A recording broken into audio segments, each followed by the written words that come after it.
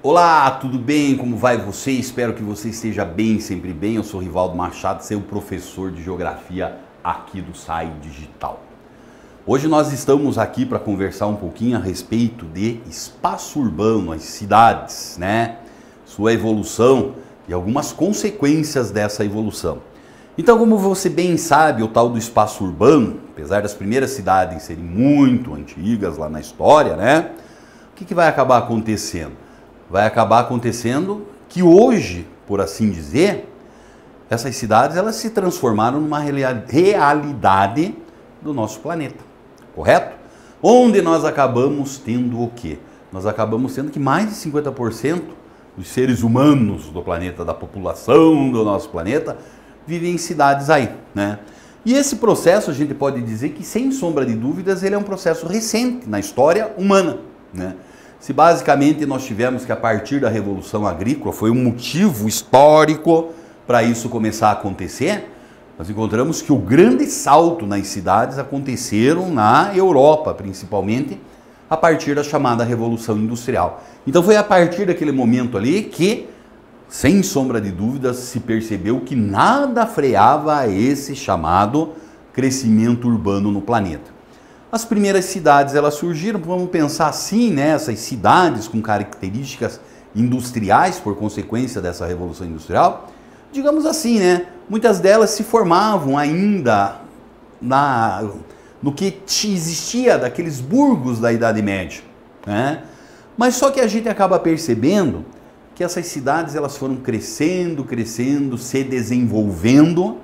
E hoje o que nós encontramos no planeta, mais uma vez eu digo para você, se nós imaginarmos a história do nosso planeta e da própria humanidade, urbanização é uma coisa muito recente que nós temos. Só que essa cidade, ela é, por assim dizer, o quê? Ela é uma grande realidade que nós encontramos. E a gente, como está estudando geografia, tem que entender essa realidade, dessas alterações, basicamente, que esse fenômeno urbano trouxe no processo de modificação do espaço geográfico. Então hoje nós vamos aí nesse sentido, né? Entender o que foi esse desenvolvimento das cidades, o desenvolvimento urbano, e principalmente perceber que isso também trouxe problemas para nós, né? Primeiramente, o que a gente tem que entender? Desse crescimento urbano aí, nós tivemos o surgimento de um fenômeno, né? Esse fenômeno, ele tem um conceitinho que é o conceito de conurbação. Parece um palavrão, né? Que acaba acontecendo, mas é simples de entender. Se você pega num primeiro momento das cidades, como acontecia, por exemplo, com os burgos na Idade Média, você tinha os limites da cidade muito fáceis de serem percebidos. Nesses burgos, muitas vezes eles tinham o quê? Até uma muralha cercando eles, né? Então nós percebemos, por exemplo, se nós formos imaginar uma cidade ou a realidade urbana brasileira algum número de anos ou décadas atrás, você chegava lá no município, você tinha sede no município e sua cidade. Até chegar no outro município, o que acontecia? Você passava por uma gigantesca zona rural. Hoje, se você pegar as grandes cidades no nosso país, nós acabamos percebendo o quê? Que elas acabaram se unindo, né? Grandes manchas urbanas. Como você tem a união física de uma ou mais cidades, que não sabe mais onde começa uma e termina a outra, então a gente chama isso de um processo ou do fenômeno da chamada conurbação. Muitas vezes essa conurbação, o que elas vão fazer? Elas podem criar uma metrópole. O que seria uma metrópole? Uma metrópole é essa grande extensão urbana, diversas cidades que se uniram fisicamente, mas que você tem uma cidade principal, uma cidade mãe, que é aquela caracterizada por ter uma grande infraestrutura urbana. Ali o transporte é melhor, o comércio, a saúde, a educação e serviços de forma geral. E basicamente as periferias dessa metrópole sobrevivem a partir desse grande centro, ou tem pelo menos uma interdependência muito grande. Daí o que nós encontramos? Mais recentemente ainda, nós tivemos na história aí o surgimento das chamadas megalópolis. Então aqui você pode bem ver na nossa imagem o que acaba acontecendo. Uma das maiores megalópolis que nós temos no planeta, que ela é chamada de Boswash. Vai lá nos Estados Unidos, de Boston até Washington, né? Vamos pensar em alguma coisa entre 600 e 650 quilômetros de uma extensão urbana, onde nós acabamos sendo o quê? Diferentemente do que acontece com uma metrópole, ela vai ter mais de uma cidade-mãe. Então podemos até afirmar que uma megalópole não passa nada mais, nada menos, ou não deixa de ser a união física agora de duas metrópoles aí. Então você percebe essa imagem de satélite aí, olha aí ó, como ela se estende por uma região gigantesca. Essas são as realidades, as megalópolis. Mas essas megalópolis também, o que acaba acontecendo? Essas grandes cidades do planeta, elas podem receber a denominação de megacidades. O que é que nós encontramos? O que são essas chamadas megacidades aí, né? As megacidades foi uma denominação que a ONU criou para toda e qualquer região urbana que tenha mais de 10 milhões de habitantes, né? É uma metrópole? É uma megalópole? Não. Vamos agora aqui que essas com 10 milhões de habitantes têm algumas características e, logicamente, problemas muito parecidos. Além disso, nós temos o quê? Um outro conjunto, uma outra forma de nós nos referirmos a essas grandes formações urbanas do planeta como as cidades globais. Que seriam essas cidades globais? É justamente também essas cidades gigantescas, podem ser megacidades, metrópoles, megalópolis, mas que quando nós usamos o termo cidade global, o que acaba acontecendo com elas aí? Elas vão ter uma influência no planeta inteiro. Porque é nessa região urbana das megacidades que nós encontramos o quê? Concentração forte de capital, concentração forte de produção de tecnologia, de cultura e assim por diante. E devido a isso nós acabamos sendo o quê? A influência dessas cidades são em escala global. E além disso nós acabamos tendo o quê? Nós temos também um outro fenômeno que ocorre em consequência desse grande processo de urbanização, que é a criação das chamadas redes urbanas, né? Então as redes urbanas, elas consistem basicamente no quê? Justamente aí, na relação que ocorre em determinado território entre as grandes cidades que existem, por exemplo, em um país. Se as cidades estão bem distribuídas em todo o território do Brasil, num país, nós podemos dizer que ali, essa rede urbana, ela funciona muito bem. Você tem os serviços bem distribuídos, a população é assistida. Mas você pega, por exemplo, o caso da rede urbana brasileira, só a título de exemplo. Existem gigantescas regiões brasileiras, principalmente o norte e o centro-oeste. Nós não temos essas grandes cidades que na maior parte das vezes estão concentradas perto do litoral. Então como é que dá essa influência? Como é que dá a disponibilização de serviços para a população?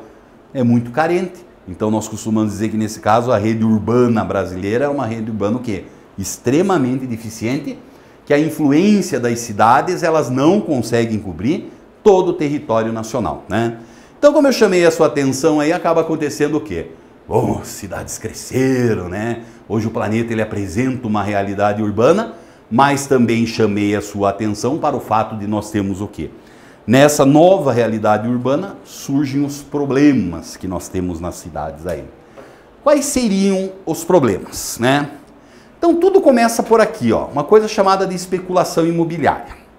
O que nós encontramos nessa especulação imobiliária? Então eu falei para você que existe uma cidade-mãe e as periferias. E dependendo da posição dos imóveis nessa estrutura urbana, nesse espaço urbano, também você tem um custo diferenciado, uma valorização diferenciada desses imóveis. Sendo que aqueles imóveis que, por exemplo, estão mais próximos daquelas regiões, ou na cidade-mãe ou nas periferias que têm uma boa estrutura urbana, eles são mais valorizados. Os mais distantes, menos valorizados, né? E muitas vezes nessa de um ser mais, outro menos valorizado, o mercado imobiliário, ele atua de uma forma, vamos pensar assim, perversa, né? Porque ali você acaba percebendo que muitas vezes esse espaço urbano e a presença desses imóveis não estão ali com a função de gerar uma boa qualidade de vida, de desenvolvimento da cidade e de sua população, mas sim atendendo aos interesses de alguns, né? Esperando, por exemplo, valorização imobiliária. Qualquer grande cidade brasileira, você chega lá, nas regiões mais centrais, por exemplo, das metrópoles, você tem áreas gigantescas vagas, que ninguém está ocupando, né? O dono está esperando que, opa, isso aí vai valorizar um dia. Só que de forma geral, o que nós acabamos percebendo? A cidade, se nós formos pensar, não estou dizendo que ele não tem direito a isso, né? Mas se nós formos pensar essa cidade de uma forma geral, ela paga para o lucro de alguns. Então isso chama-se o quê? Especulação imobiliária. Mas não é só isso. Também por consequência disso, essa especulação imobiliária, ela dificulta o acesso das pessoas à moradia. Então nós pegamos, surge aí o déficit habitacional. Não tem casa para todo mundo, não tem residência para todo mundo.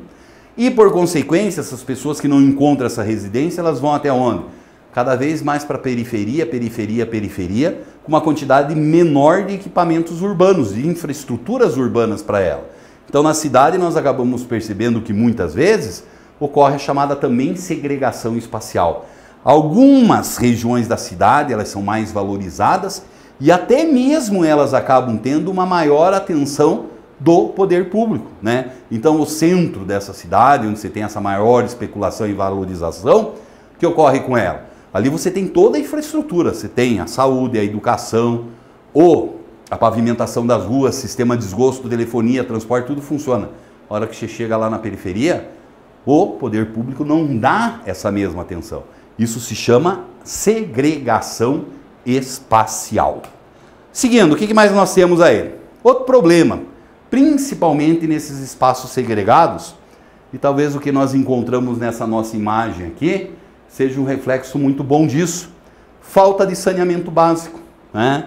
Então o correto quando você tem um desenvolvimento urbano é o quê? Você criar uma estrutura urbana, primeiro, com saneamento básico, por exemplo. Uma vez criada essa estrutura, daí você disponibiliza essa área para ser ocupada para as pessoas. Mas por conta dessa especulação imobiliária, muitas vezes as pessoas, cidadãos dessa cidade, eles se veem na obrigação de morar o quê? Nessas áreas segregadas. A imagem mostra muito bem aí, né? Isso aí tenho quase certeza absoluta, não conheço a região, isso aí deve ser um rio e a moradia muito próxima desse rio. Essa área, ela está sendo uma área ela é uma área viável para a ocupação? Claro que não. E por que as pessoas insistem em morar nisso aí? As pessoas insistem porque não tem outro espaço na cidade. Elas têm que viver próximo da cidade, porque muitas vezes essa cidade é o lugar onde elas tiram o sustento delas. Então elas vão tratar justamente de ter isso aí. Falta de saneamento básico, que a gente sabe muito bem. Faltou saneamento básico, automaticamente também você tem problemas, né? Muito grandes relacionados com a saúde pública. Tá? Outro problema urbano significativo aí, mobilidade urbana e suas deficiências, né? Isso não é uma coisa típica de país rico ou país pobre, é geral na cidade, né? Então a mobilidade urbana, se deslocar em curtas distâncias da cidade, principalmente em alguns períodos do dia, pois é uma dificuldade muito grande. Estão aí os grandes engarrafamentos que todo mundo já ouviu falar, né? Por que é que nós temos isso? Porque basicamente nós encontramos um modelo de transporte adotado nessas cidades. O carro individual, é cada cidadão dentro do seu carrinho lá em todo o conforto do mundo. Só que daí não funciona para ninguém direito, né? Polui em grande quantidade. O ideal é se fazer o quê? Para se resolver isso, é você ter transporte coletivo, né? Boa qualidade e baixo custo para incentivar as pessoas a deixarem seus carros em casa. Tá? Só que daí, para a instalação de um sistema de transporte coletivo que ele seja eficaz, existe uma quantidade muito grande de interesses econômicos que estão por trás disso, que vai desde onde? Desde a indústria automobilística até do capital que controla o transporte público. Então é um problema muito grave a ser aí tratado de se transformar. Hoje em dia você tem que tomar cuidado, existe um conceito muito utilizado que é chamada de gentrificação, né? Porque existe quase um movimento natural, né? O que seria esse movimento natural? As cidades crescem em torno desse centro. Com o passar do tempo, esse centro ele vai fazendo o quê? Ele vai envelhecendo. Os prédios, as estruturas e não sei o que, o povo começa a olhar com nojinho, assim, o centro velho da cidade, né? E ali, ao invés de ser o centro e ser um sinônimo de áreas extremamente valorizadas e de alta qualidade de vida, pelo contrário, né? Você tem uma deteriorização da qualidade de vida e valor dos imóveis. o que vem acontecendo aí em muitos países, em muitas cidades, que elas vêm tratando justamente de fazer isso, investir pesado na reestruturação desses centros urbanos. E esse processo de reestruturação, de reforma, vamos pensar assim, é conhecido como gentrificação. Mas não esquecer, né? Existe essa ideia de macrocefalia urbana. O que é que consiste essa macrocefalia urbana? Então, de forma geral, nós sabemos que hoje os grandes centros urbanos eles vão tratar de crescer numa velocidade muito grande, que trata de fazer o quê? Trazer muitos problemas para a sua população de forma geral. Tudo bem? Tudo legal? Então tá bom. Grande abraço para você.